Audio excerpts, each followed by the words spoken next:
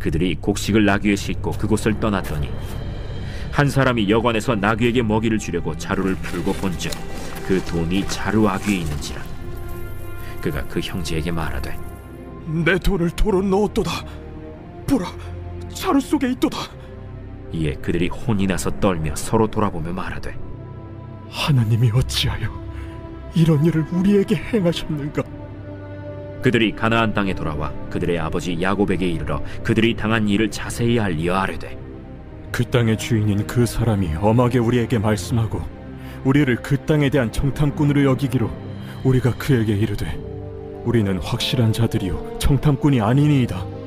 우리는 한 아버지의 아들 12형제로서 하나는 없어지고 막내는 오늘 우리 아버지와 함께 가나안 땅에 있나이다 하였더니 그 땅의 주인인 그 사람이 우리에게 이르되 내가 이같이 하여 너희가 확실한 자들임을 알리니 너희 형제 중에 하나를 내게 두고 양식을 가지고 가서 너희 집안의 굶주림을 구하고 너희 막내 아우를 내게로 데려오라.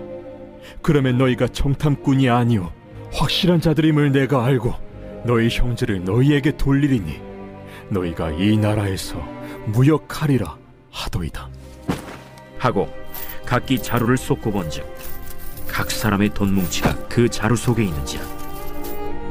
그들과 그들의 아버지가 돈 뭉치를 보고 다 두려워하더니 그들의 아버지 야곱이 그들에게 이르되 너희가 나에게 내 자식들을 잃게 하도다. 요셉도 없어졌고 시므온도 없어졌거니 베냐민을 또 빼앗아 가고자 하니 이는 다 나를 해롭게 함이로다. 르우벤이 그의 아버지에게 말하여 이르되 내가 그를 아버지께로 데리고 오지 아니하거든 내 두 아들을 죽이소서. 그를 내 손에 맡기소서. 내가 그를 아버지께로 데리고 돌아오리이다. 내 아들은 너희와 함께 내려가지 못하리니 그의 형은 죽고 그만 남았습니다. 만일 너희가 가는 길에서 재난이 그에게 미치면 너희가 내 흰 머리를 슬퍼하며 스올로 내려가게 함이 되리라. 자, 오늘 말씀을 보시면은 이 회개 후에 바뀐 형들의 모습이 정확하게 또 기록이 되고 있습니다. 그래서 이제 26절과 27절을 보시면 그들이 곡식을 나귀에 싣고 그곳을 떠나더니 한 사람이 여관에서 나귀에게 먹이를 주려고 자루를 풀고 본즉 그 돈이 자루 아귀에 있는지라. 그가 형제에게 말하되 내 돈을 도로 넣었도다. 보라, 자루 속에 있도다. 이에 그들이 혼이 나서 떨며 서로 돌아보며 말하되 하나님이 어찌하여 이런 일을 우리에게 행하셨는가 하고. 자, 이 쌀자루 안에 이 돈까지 들어있어서 좋다라고 말을 하는 게 아니죠. 지금 혼비백산하는 모습을 보게 됩니다. 자, 그 이후에 벌어지는 모습들인데요. 우리는 살아가면서 이해할 수 없는 일들이 벌어질 때, 도저히 상상하지 못한 일이 벌어질 때 이 가운데 하나님의 뜻이 뭔지를 생각을 해야 합니다. 자, 그래서 이들이 이렇게 경악하는 모습들 가운데 하는 말이 중요합니다. 여기 보시면은 28절 후반부에 하나님이 어찌하여 이런 일을 우리에게 행하셨는가. 자, 어저께 살펴본 것처럼 이 형들이 회개하기 시작하면서 나타나게 되는 모습입니다. 이것이 바로 우리의 신앙적인 사고가 돼야 돼요. 왜 저 사람이 내게 이런 일을 행하는가, 이렇게 바라보는 게 아니라 왜 하나님께서 이런 일을 행하시는가, 실수가 없으신 하나님이신데 왜 이런 일을 허락하시는가.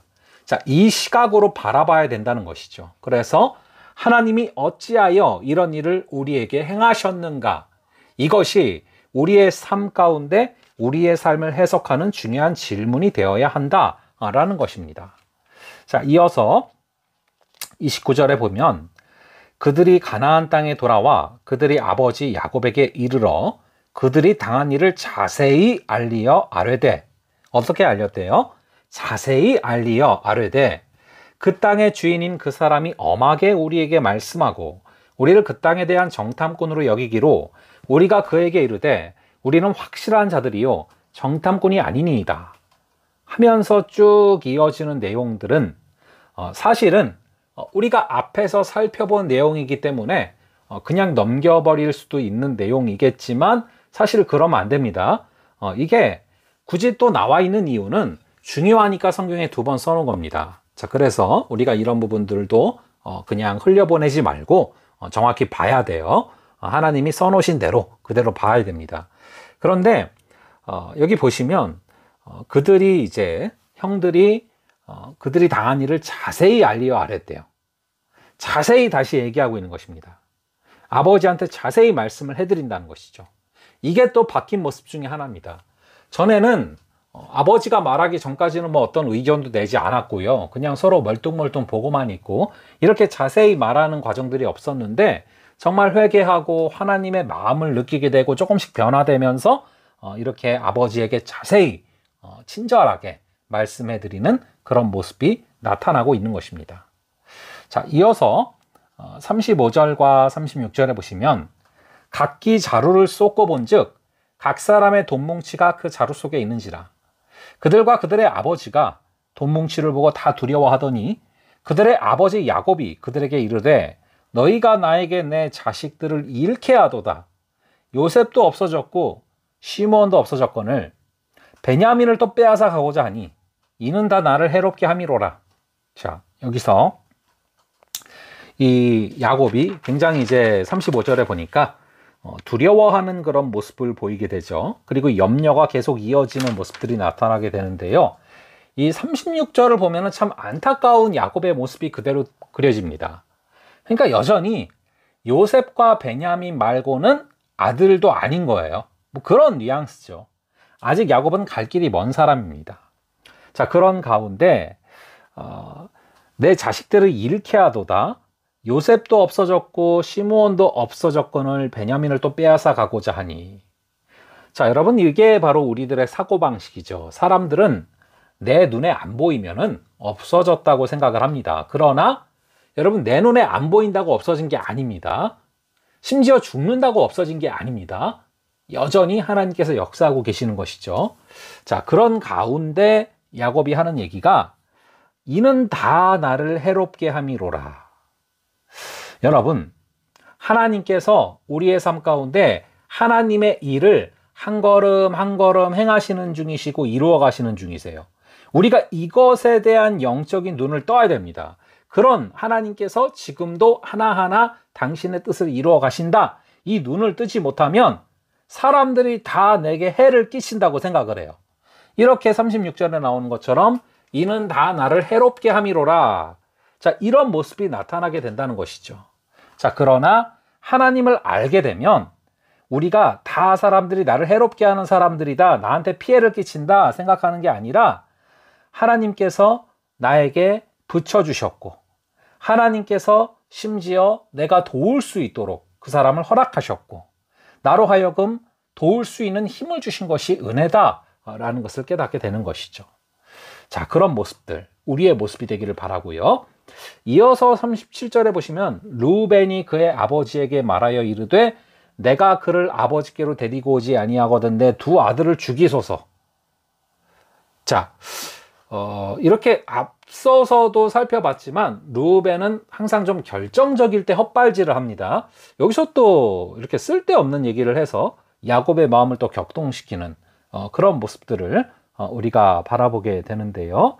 자, 우리가 참 이 동생들을 볼 때 또 본이 되는 그런 말을 할 수 있었으면 참 좋겠습니다.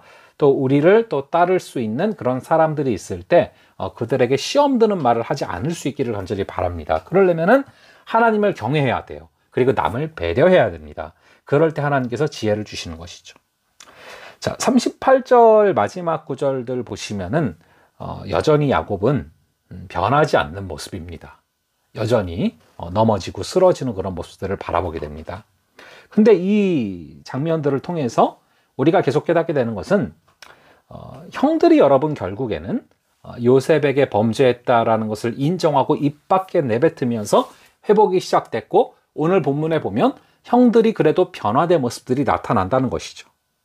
여러분, 이렇게 결국에 구원 역사를 이루어 가시는데 왜 이렇게 이끌어 가시느냐? 이 사건은 그냥 한 가족의 가정사가 아니라 이스라엘의 구원을 위한 일이기 때문에 이런 일들을 이루어 가시는 것입니다.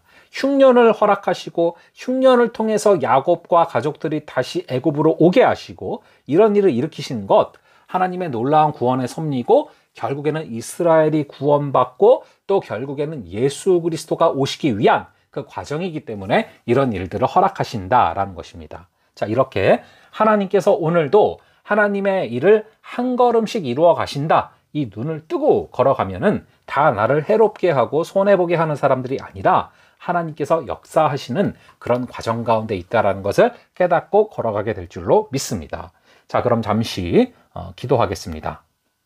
아버지 하나님, 이 요셉의 형들이 하나님이 어찌하여 이런 일을 우리에게 행하셨는가? 아버지, 이것이 우리의 신앙적인 사고 되게 하여 주시옵소서. 왜 저 사람이 내게 이런 일을 행하였는가? 이것이 아니라 왜 하나님께서 이런 일을 행하시는가? 실수가 없으신 하나님께서 왜 이런 일을 허락하시는가? 이 관점으로 이 질문을 던지며 나아갈 때 우리 주님께서 우리의 삶을 밝히 보여주시고 이해시켜 주실 줄로 믿습니다. 아버지 하나님, 오늘 하루도 주님께서 주시는 그런 크신 은혜와 주님의 해석하심 가운데 걸어가게 하여 주시옵소서.